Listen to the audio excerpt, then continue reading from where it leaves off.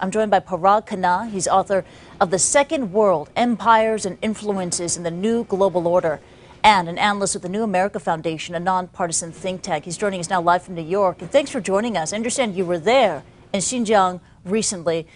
Take us there to Urumqi, and just how dominant is the Han Chinese population and the Uyghur population?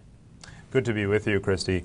As the previous package that you showed in the imagery from Urumqi, it looks a bit like what the Han Chinese have branded the city as, which is the Shanghai of the Northern Silk Road, a very developed metropolis connecting really China's gateway to Central Asia, a very modern and progressive place. But underneath the surface, of course, as your statistics showed, in that city in particular, the real capital of the region, Han Chinese now outnumber the ethnic Uyghurs, the Muslim Uyghurs, quite significantly, and that has led to a great deal of deep-seated tension that has actually been there for over 50 years because, of course, the Develop the West campaign that China undertook really began at the end of the Chinese Civil War in 1949.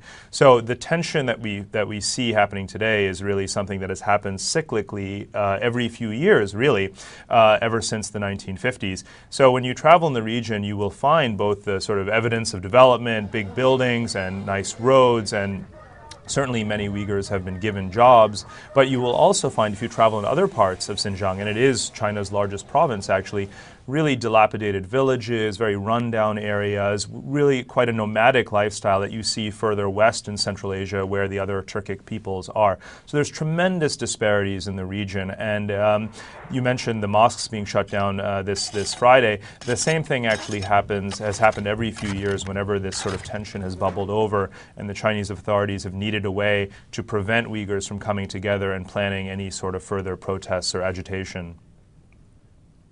Urumqi right now is in lockdown. Troops are out in force. The Chinese President Hu Jintao left the G8 summit to go back to China to deal with the crisis there.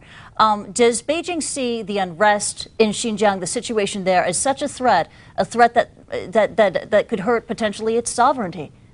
This is a very strategic region for China, as you mentioned. It has a tremendous amount of natural resources, but again, it is the gateway to Kazakhstan, Kyrgyzstan, Uzbekistan, and other Central Asian states that are also energy rich. So for China, this is a non-negotiable part of the territorial integrity of the Chinese state, in the same way that we heard China speak about Tibet last year in the March protests that preceded the Olympic Games.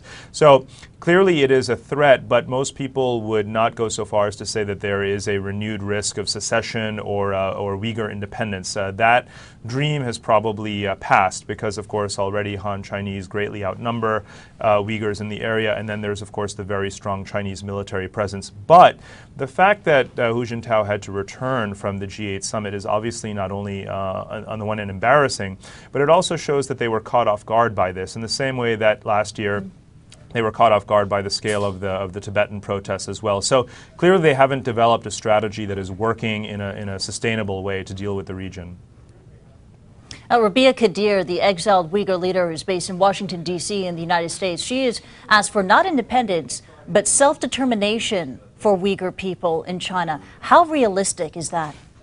It's not realistic, precisely for the same reasons that one could describe the Tibet situation. Autonomy tends to be the word that is used a bit more historically in talking about the potential different pattern of relations between Xinjiang and sort of main China, as well as Tibet and Han China. And really, a bit more autonomy or self-governance is something that has been on the table in the past. The Dalai Lama has, in fact, asked for it as well for Tibet, but that's clearly not something that Beijing is willing to grant. So I don't think that what Ms. Kadir and others have asked for is going to be respected or acknowledged in any way. I think that the kind of crackdown that we're seeing is the way in which China is going to deal with this situation. And if there's a policy change in terms of a few more handouts or better assimilation programs that come after this, that remains to be seen. But I don't think that anyone in Beijing will allow any talk of self-determination or greater autonomy anytime soon.